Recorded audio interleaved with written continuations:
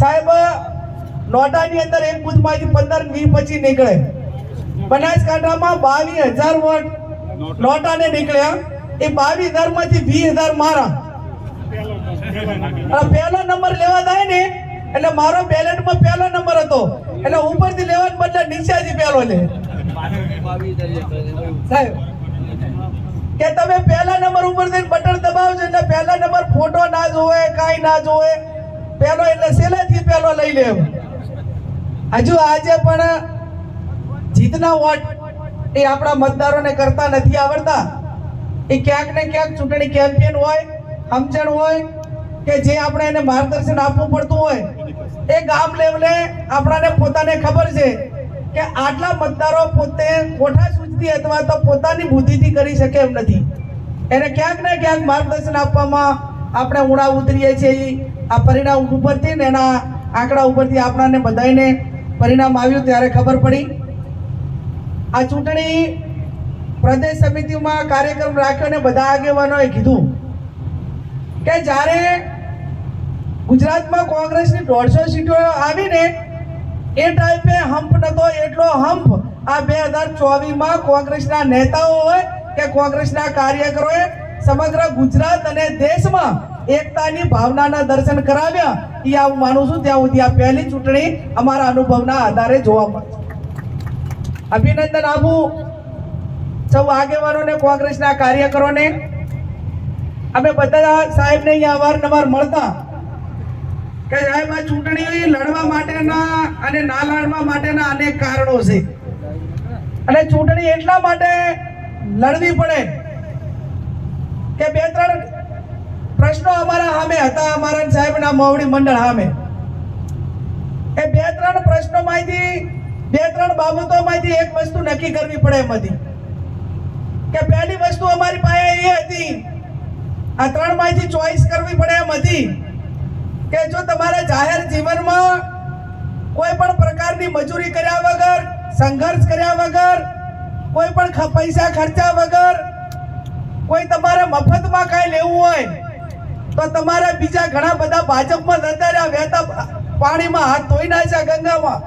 તો તમારે તમારા પોતાના માટે કાંઈ મેળવવું હોય તો તમારે ભાજપમાં જવું હોય તો તમે જઈ ગો છો, અને તમને જે મેળવવું હોય એ હાલની તારીખમાં મળી કેમ છે એ પહેલા નંબરનું ઓપ્શન હતું.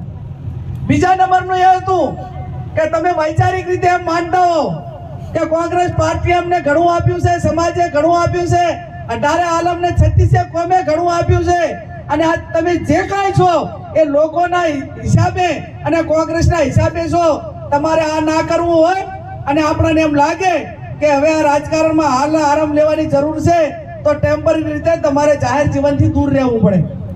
હવે દૂરે નતું રહેવાય એમ, સામે દબાવે એમ નતું, તો હવે તમારી પાસે તીખો રસ્તો સાહેબ શું વધ્યો કે હવે હારને જીતની પરવા કર્યા વગર હોમ સમાવા કરીને પડો મેદાનમાં, કાં તો આ પાર ને કાં તો ઓલે પાર. એટલે તમારે ચૂંટણી મેદાનમાં આવી અને કોંગ્રેસ પાર્ટીને પાણીથી કરીને ચોટી સુધી તાકાત લગાવીને કોંગ્રેસ પાર્ટીને ઊભી કરો. એ આ તમારું ત્રીજું ઓપ્શન હતું, સંઘર્ષનો રસ્તો હતો. એટલે અમે ચંદનજી બધી બેતી ગંગામાં હાથ વાળું પસંદ નથી કર્યું. અમે એને ચંદનજીએ રણ છોડીને ભાગી જવાનું નક્કી નથી કર્યું. અમે ચંદનજીએ મેદાનમાં આવી અને તમને બધાને ઊંફ આપીને કોંગ્રેસ પાર્ટીને તમારા બધાના આશીર્વાદ થકી કોંગ્રેસ પાર્ટીને ઊભા કરવા માટેના પ્રયત્નો કર્યા. અને અમે તો એમ જ કહેતા હતા કે ઘણા બધા તો એમ લાગે ચાલુ ધારાસભ્ય હોય એટલે હારવાની બીક લાગે કે ના લાગે. અને હું બધાને કહેતી હતી મારા ચૂંટણી પ્રચારમાં લગભગ બધી જ મિટિંગોમાં કીધું કે હું ચૂંટણી ના લડું તો પણ હું ધારાસભ્ય હતી, પણ આ ચૂંટણી મારે એટલા માટે લડવી કે 2027માં કોંગ્રેસનું મોવડી મંડળ બનાસકાંઠામાં જેને પણ ટિકિટ આપે એને 10-15 હજારનો ફાયદો વોટરનો કઈ રીતે થાય એના માટે કરીને આ ચૂંટણી તાકાતથી લડવા માટેની એક જવાબદારી મોવડી મંડળે સોંપી દે અને એટલા માટે લડું છું. અને મેં કીધું હતું કે હાર જીતનું પરિણામ એ લોકોના હાથમાં છે, પણ આ બનાસકાંઠાની ચૂંટણી સમગ્ર ગુજરાતને એક એકતાનો સંદેશો આપશે અને એવો મેસેજ આપશે બનાસકાંઠા જિલ્લો કે આજે પણ કોંગ્રેસ પાર્ટી ધારે તો ગુજરાતની અંદર ભારતીય જનતા પાર્ટીને હરાવી શકે છે ને હરાવી શકે છે. એ મેસેજ એ બનાસકાંઠા અને પાટણની જનતાએ સમગ્ર ગુજરાત અને દેશની કોંગ્રેસને આપ્યું. ત્યારે લેખા ચોખા હવે અનેક આવશે. પાટણમાં ઠાકોર લડે, મહેસાણામાં ઠાકોર લડે, બનાસકાંઠામાં ઠાકોર લડે, અને છતાં મારો 18 આલમને 36 કોમનો તમામ સમાજના આગેવાનો એને રંગે ચંગે ચૂંટણી લડાવે અને એક પણ જગ્યાએ એમ ના કહે કે તમે ઠાકોરોને ટિકિટો આપી છે, અમને નથી આપી. તો આજે આ ઠાકોર આગેવાનોને કોંગ્રેસ પાર્ટીને હું બે હાથ જોડીને વિનંતી કરું છું કે હવે બીજા સમાજોને હાજવવાની જવાબદારી એ ઠાકોર સમાજની અને કોંગ્રેસના આગેવાનોની થાય છે. ત્યારે આપ સૌ આપણને કોઈક વેત નમ્યું હોય તો હાથ નમજો, અને એમને તમને સર્વોપરી જે લોકસભા કહેવાય એમાં તમને બધાને ચૂંટણી લડાવ્યા અને જીતાડ્યા. હવે એમનો વારો ક્યાંક સરપંચમાં હોય, ક્યાંક તાલુકાના ડેલિગેટમાં હોય, ક્યાંક જિલ્લામાં હોય, જિલ્લા પંચાયતમાં હોય, કે ક્યાંક આવનાર વિધાનસભાની ચૂંટણી હોય, તો એમાં ક્યાંય ઠાકોર સમાજ એ ઋણ અદા કરવામાં પાછો નહીં રહે એવી મને 100% ભરોસો છે, અને 100% તમે બધા ઋણ અદા કરશો. ત્યારે 16 જેટલી જિલ્લા પંચાયત એ પાટણ લોકસભામાં આવે છે. પહેલામાં પહેલી ચૂંટણી હું માનું ત્યાં સુધી જિલ્લા અને તાલુકા પંચાયતની આવશે, અને જિલ્લા અને તાલુકા પંચાયતની ચૂંટણીમાં આપ સૌ જાતિ સમીકરણના આધારે નીચેથી ઉમેદવારો નક્કી કરજો, જેથી કરીને ઉપરના મોવડી મંડળ હોય, જિલ્લાનું સંગઠન હોય, એને પણ કે નાના મોટી તકલીફ ના પડે.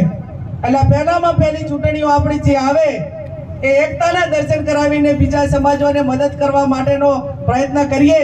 એ પણ આવનાર સમયની અંદર આપણે સૌ સાથે મળીને કરશું. સાહેબ, બનાસકાંઠાની ચૂંટણી એ ભાજપ કોંગ્રેસ કરતા અમારી સામે અનેક ચડાણો હતા. એ ચડાણો સામે જ્યારે રામ રાખે ત્યારે એને કોણ ચાખે? જ્યાં સદારામ બાપુના આશીર્વાદ હોય, વાગડજીના આશીર્વાદ હોય, માં નડેશ્વરી જગદંબા ધરણીધર માં જગદંબા અંબાજીના આશીર્વાદ હોય, ત્યારે ખોટું કરવા વાળા કેટલા કરે? અને એટલું ચોક્કસથી સાહેબ કહીશ કે આજ બનાસકાંઠાની અંદર 3 લાખથી વધારે ઠાકોર સમાજ, કોંગ્રેસના હજારો લાખો કાર્યકરો, પણ આજે પણ મશીનરી હોય, વહીવટી તંત્ર હોય, સામેની ચૂંટણી લડવા વાળાની સ્ટ્રેટર્જી હોય, પૈસાનો મની પાવર હોય, બનાસકાંઠા લોકસભાની ચૂંટણીની અંદર મતદાનના દિવસે 50,000 મત ખોટા કર્યા છે. તો આજે પણ કોંગ્રેસ પાર્ટી કે ઠાકોર સમાજના આગેવાનો એ 50,000 ખોટું કરવામાં પણ અટકાવી શક્યા નથી. એ વાસ્તવિકતા નજરની સામે છે. ક્યાંક ને ક્યાંક કચાશ રહે, અને કચાશ એટલા માટે કે બુથના આંકડા બોલે છે. એમના ગામ છે 85% છે, 90% છે. આપણા ગામ એ 5% ને 70% છે. અને એમાં સાહેબ ચૂંટણીની રણનીતિ કેવી કે મારું ગામ અબાચણા છે, એ મારા ગામની અંદર 2300 મતદારો છે, 2300 માંથી 300 નું મતદાન ના થયું, 300 ભાજપમાં ગયા, એટલે 600 ની માર. અને એવા ભાજપ વાળાને 3 જણાને 3 બૂથ ઉપર 20,000 રૂપિયા આલીને ઉભા રાખ્યા કે ભાઈ તારા કહેવાથી અમારા મેં કે વોટ ના મળે તો કઈ નહીં, પણ તારા ગામમાં જેટલા ગેરહાજર છે એનું 1 વોટ ના થવા દે. એના હતા ને 50,000 રૂપિયા. 100% ઠાકોરના ગામ હતા, એમાં આ સ્ટ્રેટેજી થઈ ગયા ના થયું? અને એના ગામની અંદર 85-90% થઈ ગયા. આપણા એજન્ટો હતા તો એજન્ટોને આપણે 1000 આપ્યા, તો એને ચૂપ રહેવાના ક્યાંક વધારે આપી દીધા. અને અથવા તો પછી બીજા સમાજનો એજન્ટ હોવાના કારણે ક્યાંક ને ક્યાંક દબાયો ગામ લેવલે, અને એના હિસાબે આપણે જે ખોટું હતું એ રોકી શક્યા નહીં. અને છતાં આપણે જીત્યા. પણ મેં કીધું એ પ્રમાણે આ એટલા માટે કહેવું પડે છે કે આવનાર સમયની અંદર બૂથોનું રખેવાળું કમસે કમ આપણે કેટલું કરવું અને ક્યાં બૂથો ઉપર ખોટું રોકવું, આટલું આવનાર સમયની અંદર કરવું એ કોંગ્રેસ પાર્ટીના આપણા સૌના માટે ખૂબ મોટો એક ચેલેન્જ છે, પડકાર છે. અને આટલું કરો તો આવનાર સમયની અંદર ગુજરાતની અંદર કોંગ્રેસને હરાવવાની ભારતીય જનતા પાર્ટીની કોઈ તાકાત નથી. હવે વળતા પાણી થયા છે. રામનો મુદ્દો લઈને નીકળ્યા તો અયોધ્યાની સીટ તો ના દીધ્યા, પણ 100 કિલોમીટરના ઘેરાવામાં ચાય ખાતું ના ખોલ્યું. અયોધ્યાની સીટ તો સાહેબ ના જીત્યા, 100 કિલોમીટરના ઘેરાવામાં ખાતું ના ખોલ્યું. એટલે રામ પણ આપણા ભેગા હતા કે મારા નામે જ્યાં રામના નામે રાજનીતિ થતી હોય તો રામ તો એ રામ હતા કે જેણે આવનાર પેઢીને સંદેશો આપવા માટે, આવનાર પેઢીમાં ભાઈચારાની ભાવના માટે અને આવનાર સમયમાં ભાઈ ભાઈને માટે કરીને, ત્યાગની ભાવના માટે કરીને રાજ છોડીને વનવાસ ગયા હતા. એ રાજ માટે કરીને રામ નતા, પણ આવનાર પેઢીની પ્રેરણા માટે રામ હતા. અને એટલા માટે આપ સૌ આવનાર સમયની અંદર ભાઈચારાની ભાવના રાખો. રામચંદ્ર ભગવાનની પ્રેરણાએ આપણે સૌ ચાલીને એક પરિવારની ભાવના વધે. અને તમે બધાએ જે મહેનત મજૂરી કરી છે એ મહેનત મજૂરીનું જે કંઈ અમારે ઋણ અદા કરવાનું છે, મેં પ્રદેશ સમિતિમાં જગદીશભાઈને બધાને કીધું હતું. આજે સાહેબ બેઠા છે કે મને પોતાને જાહેર જીવનમાં 28 વર્ષ થયા. આ જગદીશભાઈ ઠાકોર સાહેબ એની સાક્ષી છે કે એમણે સમાજ માટે કેટલી મજૂરી કરી છે. કદાચ ઉત્તર ગુજરાત તો જાણે, પણ સૌરાષ્ટ્રમાં એ ખબર ના હોય કે એ જગદીશભાઈ હતા કે ગામડે ગામડે સમૂહ લગ્ન માટે કરીને 50 સમૂહ લગ્ન હોય ને તો અમદાવાદની આખી સમૂહ લગ્નની ટીમો આ એક અઠવાડિયું બનાસકાંઠામાં રાખતા. એ જગદીશભાઈ ઠાકોર છે કે લાઇબ્રેરીઓ ગામે ગામે ચાલુ કરાવે અને ઠાકોર સમાજ કે તમામ સમાજના દીકરા દીકરીઓને ભણવા માટેની વ્યવસ્થા એ બનાસકાંઠા ને પાટણમાં કઈ રીતે થાય. એ જગદીશભાઈ ઠાકોર છે કે વ્યસન મુક્તિ માટેની વાત આવે ત્યારે યુવાનોને જ્યાં માર્ગદર્શન આપવાનું હોય ત્યાં માર્ગદર્શન આપે. એ જગદીશભાઈ ઠાકોરને અમે બધી ટીમ કે કોઈ પણ વિદ્યાર્થી પરીક્ષા આપવા માટે સાબરકાંઠા ગયો હોય કે બીજા જિલ્લામાં ગયો હોય, પણ ત્યાં તેને રહેવાની વ્યવસ્થા આગળના દિવસે સ્પર્ધાત્મક પરીક્ષામાં થાય આ કામો હોય. અમે બધા 28 વર્ષથી માત્ર એકલું રાજકારણ નથી કર્યું. અને હમણાં અમરતજી કહેતા હતા કે ગ્રાન્ટો ફાળવવામાં પણ જે કોન્ટ્રાક્ટરો કે એ પ્રમાણે ગ્રાન્ટો ફાળવાય. હવે તમારે આમ સીધી આંગળીએ ના નીકળે તો બધા કોઈકનું નાક દબાવવું પડે કે ના દબાવવું પડે. અને નાક દબાવો એટલે અમોદારો થાય ને સાહેબ. હવે નાક દબાવવા માનવતા રાખે ની હવે હોય. આપણે ઓલા ટીટ ફોર ટાટ જે આપણી સાથે જેવું કરે એની સાથે એવું કરવાનું.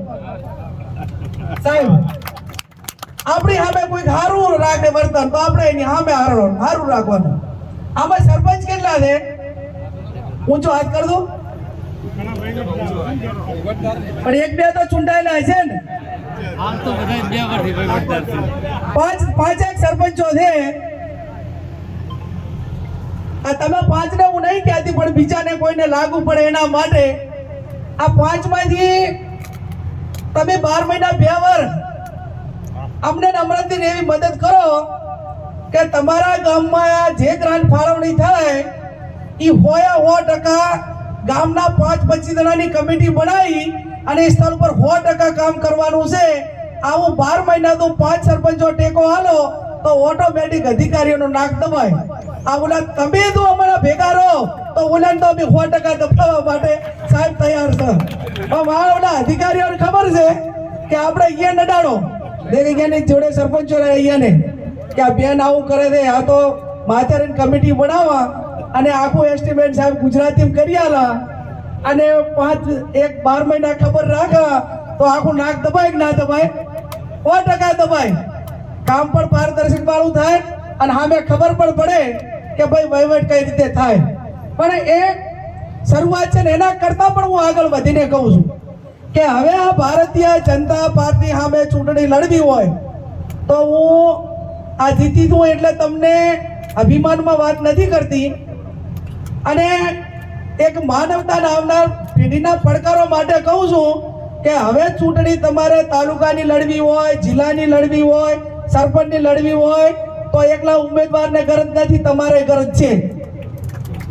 સાહેબ તમારે સરપંચ ચૂંટણી લડતો હોય તેના માથામાં બાલ ના રાખો, બધુંય માંગો, બધા બોલો ભ્રષ્ટાચાર ના કરે તાર શું તમને અગરબત્તી કરી દીવો કરવા આવે? બચારો માંડ કરીને બધાથી લાઈન તો માંડ નીકળ્યો હોય અને બધા કે અમારા ગામનો સરપંચ ટકાવારી લે છે, તાર શું કરે? તમને ટકાવારી હાલવા આવે? એટલે મારો કહેવાનો અર્થ એ છે, અને હારા માણસોને તમે ચૂંટો એટલા માટે કે એવું નિષ્ણાતોને તમે ચૂંટો તો નિષ્ણાતો એ કરવાના જ છે, પણ ગામની અંદર જે ચૂંટણી લડવા નથી માંગતો અને ગામનું ટાપુ કોઈને દવાખાને જવું હોય તો અડધી રાતે ઊભો રહેશે, ક્યાંક સમૂહ લગ્નમાં દાન આપવું હોય તો અડધી રાતે ઊભો રહેશે, ક્યાંક સ્કૂલના કામો હોય તો ફાળામાં ઊભો રહેશે, ક્યાંક નાના મોટી ગામમાં આફત આવે ને તો સૌથી પહેલો આવીને ઊભો રહેશે. એ ચૂંટણી લડવા ના માંગતો હોય ને તો એને કહેવું પડશે 50 જણાને કહીને કે અડધાભાઈ તમે ચૂંટણી લડો, 1 રૂપિયાનો ખર્ચો નહીં કરાવીએ અને તમારે આ ગામનું સરપંચ થવાનું છે. આ ગામમાં ક્વોલિટી આવે કે ના આવે? અને જેને તમે મફત રાખ્યો હોય એનો પાસે ટકાવારી માગે તો એને ગામમાં 5 જણા કહેનારા હોય કે ના હોય? હોય ને. પણ તમે જ કાંઈ રહેવા જતા નથી તો બાપડા કરે શું? અને આવનાર સમયની અંદર મોટી ચૂંટણીઓમાં શરૂઆત થાય કે ના થાય, પણ તાલુકાની હોય, જિલ્લાની હોય, તાલુકાની ચૂંટણી હોય તો 1.5-2 લાખ રૂપિયા ખર્ચો થાય. એ 5 ગામો કે 4 ગામોની અંદર 50 જણા તમને ના મળે 1000 રૂપિયા આલવા વાળા, તો 50 જણા આલે ને 1000 રૂપિયા તો એને મોટા ભાગનો ખર્ચો પતી જાય. અને આ પ્રમાણે આવનાર સમયની અંદર જે ગરીબ સમાજો છે, SC ST OBC, અને એને તમારે આગેવાન બનાવવો હોય, એને તમારે નેતૃત્વ કરાવવું હોય અને એના માધ્યમથી તમારા નાના મોટો લાભ લેવો હોય તો હવે રાજકારણની આ સિસ્ટમમાં પણ તમારે બધે આવવું પડશે. એનું કારણ કે આ સિસ્ટમમાં ના આવો તો હવે ઓલા પૈસા વાળા ને અમારા વચ્ચે 100 વર્ષનો ગાળો છે. હવે અમારે 100 વર્ષ વાટ દોવી કે આ તમને વિનંતી કરવી તમારે નક્કી કરવાનું. સાહેબ હવે તમે ભારતીય જનતા પાર્ટી અમે પૈસાથી ચૂંટણી લડવા માટેની વાત કરો તો કોઈ દાડો અમારો મેળ ઉતરે એમ છે? તમે એમ કહો કે આટલા માગે છે તમે આટલા ના લો તો અમારે હવે તમે હરાજીમાં આવો તો હવે હરાજીમાં અમે ટકી ગયા એમ છો? હવે હરાજી વાળામાં ટકી ગયા એમ નથી. આ એટલું ચોક્કસથી કહીશું અને લગભગ મારો સ્વભાવ કાયમી રહ્યો છે. આ છેલ્લા 28 વર્ષના અનુભવના આધારે કહું છું કે હું જિલ્લા પંચાયતમાં, તાલુકા પંચાયતમાં, વિધાનસભામાં, આજે મીડિયા હોય તો મીડિયા, તમે હોય તો તમે, આ 28 વર્ષમાં કાયમી હું સત્તા માથે રહીશું અને એક સરપંચ કે એક કોન્ટ્રાક્ટ કે એક માણસ ખાલી હમ ખાવા માટે અને દાખલો પુરવાર કરવા માટે લાવો કે ગેનીબેને આની ચા પીધી હતી ને એ દાડે હજી સંસદમાં શપથ નથી લીધા અને રાજીનામું આલી દઈશ અને એટલા માટે કરીને લોકો રહેશે. ક્યાંક ને ક્યાંક ઘણું બધું ગોત્યું હોય અને એટલા માટે ચોક્કસથી એટલું કહીશ કે ગેનીબેન પૈસા માટે હોત તો ઘણા બધા વેચાઈ ગયા હોત. ગેનીબેન સત્તા માટે વધારે હોત તો આ ચૂંટણી આવા સંઘર્ષના સમયમાં ધારાસભ્ય હોવા છતાં લડોત નહીં. ગેનીબેન હોય, આ માવડી મંડળ હોય, આ બધું આગેવાનોની ટીમ હોય, એ ક્યાંક ને ક્યાંક લોકો માટે સમર્પિત છે અને લોકો માટે સમર્પિત છે. ત્યારે આવનાર સમયની અંદર મતદાન મથક સુધીની વ્યવસ્થાઓ, સારા માણસો કઈ રીતે ચૂંટણીની અંદર પંચાયતી રાજ હોય કે જાહેર જીવનમાં લાવવા માટે એને દબાણ કરીને પ્રયત્ન કરો. તો જો બનાસકાંઠા જિલ્લો આ કરતો હોય તો આવું ને આવું બીજે હોય તો બીજો જિલ્લો કરે કે ના કરે? મતદારો કરવા માટે તૈયાર છે, લોકો તૈયાર છે. ત્યારે આપ સૌને ફરી પણ બે હાથ જોડીને વિનંતી કરું, ચંદનજી ઘણું દુઃખ લાગ્યું છે, એકલા જવું પડે. હજી 2 વર્ષ તો શક્તિસિંહ ગોહિલ છે પણ 2026 પછી તો હું એકલી આખા ગુજરાતમાં હતી. જ્યાં લોકસભાની અંદર માર્ગદર્શનની જરૂર પડે સિનિયર નેતાઓનું માર્ગદર્શન લઈશું. પણ ચંદનજી, આ પાટણની જનતાએ તમને ખોબલે ને ખોબલે વોટ આપ્યા છે સદારામ બાપુના આશીર્વાદ સમગ્ર ટીમમાં સાહેબને બધે કોઈ કચાશ રાખી નથી, પણ થોડા માટે કરીને રહી ગયા છો. આ મેદાનમાંથી હટતા નહીં, લોકોના સુખ દુઃખમાં ભેગા રહેજો. દાડા ખાલી દાતા રહે છે અને બનાસકાંઠામાં તો હવે બદલા લેવાનું ચાલુ કર્યું છે. ચોને તળી પાર કરવો, ચાની ડેરીઓ બંધ કરવી એ હવે આવનાર સમયમાં આ સત્કાર સમારંભમાં ભેગા થયા ને એટલાને વિનંતી કરું છું કે ચાહે ખોટી રીતે કેસ કરે ને અને પોલીસ સામે દાવું પડે કે કલેક્ટર સામે દાવું પડે ને તો 500 જણાને ફોન કરે ને તો આવીને ઊભા રહેજો. કાર્યકરોનું રક્ષણ હવે જરૂર કરવું ખૂબ જરૂરી છે અને રક્ષણ નહીં કરો તો એક એકને નોખા પાડશે અને એક નોખા પાડીને બદલો લેવાની તે ભાવનાથી ચાલુ રાખશે. હું તમને એટલી વિનંતી કરું છું કે આપણા વ્યક્તિ ઉપર કોઈના ઉપર દારૂનો કેસ થાય કે આ ભાઈ દારૂ વેચે છે તો જ્ઞાનીબેન ને ચંદનજી ને અમરતજી ને ભાજપના દારૂ વેચતા હોય ના નામ આલો, અમે કહેશું કે આનું બંધ કરાવી દે તો આરે બંધ કરી દેશે. તમે નામ નથી આલતા, તમે પીઓ છો અને એટલા માટે કરીને એને ખબર પડી ગઈ લોકોને કે આપણે એના માટે ગમે એટલું કરશું ને તો યારે આપણો કઈ ફેર નહીં પાડે. ઈરાઈ તો જે ધંધો ના કરે ને નાચ મારો છે તો પણ તમને શેની બીક લાગે ભાઈ? જેને સાહેબ ખોટું કરવું હોય ને મારા બેડા દાડો હવારનો ઉગે અહીંયાથી હોંઘેતા સુધી ખોટું કરે અને આપણે દબાવવાનું કરે. હવે એનો અર્થ એ જ થયો કે આપણે ક્યાંક ને ક્યાંક એ ખોટું કરે છે એને રોકી નથી કહેતા અને અથવા તો જે ખોટું કરવા માટેથી પ્રેરિત થયો છે એની વાત આપણે વહીવટી તંત્ર સુધી એ બોલો ભાજપનો પટ્ટો બાંધેલો હોય ને એ અધિકારીઓને એમ નથી કહેતા કે ભાઈ તું મારા ઉપર જેટલું કરવું હોય એટલું કર, પણ ભેગા રૂડો ભાઈએ દારૂ વેચા થાય એનું ભેગું કર. રૂડો ભાઈ જેલમાં થાય તું હોય જેલમાં અને ભાજપ વાળો જેલમાં થતો હોય તો આપણે એમાં કઈ ખોટું ખરું? આપણે એટલા દાડા રહેવાનું, અકળામણ એ થાય, આપણે થવાનું નથી. અને એટલા માટે કરીને ક્યાંક નાના મોટો સંઘર્ષ કરવો પડે ને તો સંઘર્ષ કરવો ખૂબ જરૂરી છે. અને આ એટલા બીકણ છે તો સંઘર્ષ કરવાની એને ખબર પડી કે હવે આરે પૂરા મેદાને પડ્યા છે તો અડધા પાણી ના ફેંચી જાય. મને કેવું સોરના પગ કાચા જ હોય, આખો દાડો હવારથી કરીને હાજ સુધી કરવું છે અને કોકને અહીંયા કાચના ઘરમાં રહેવું અને પથ્થર મારવા એટલે પછી એની સામે કહેવા વાળા નથી આટલું. અને અથવા તો અહીંયા સમજે કે આપણાથી પીએ છે અથવા એમના કહેવાની તાકાત નથી અથવા એમની સામે આપણે લડવાની તાકાત નથી. આ બધા સમયને સંજોગો જ્યારે આપણી સામે છે ત્યારે આવનાર સમયમાં ગાંધીજી એક હતા, આખો દેશ જોડાણો હતો, આપણું નેતૃત્વ શિસ્ત નેતૃત્વ અનેક આગેવાનો છે, એમના નેજા આપણે કામ કરવાનું છે.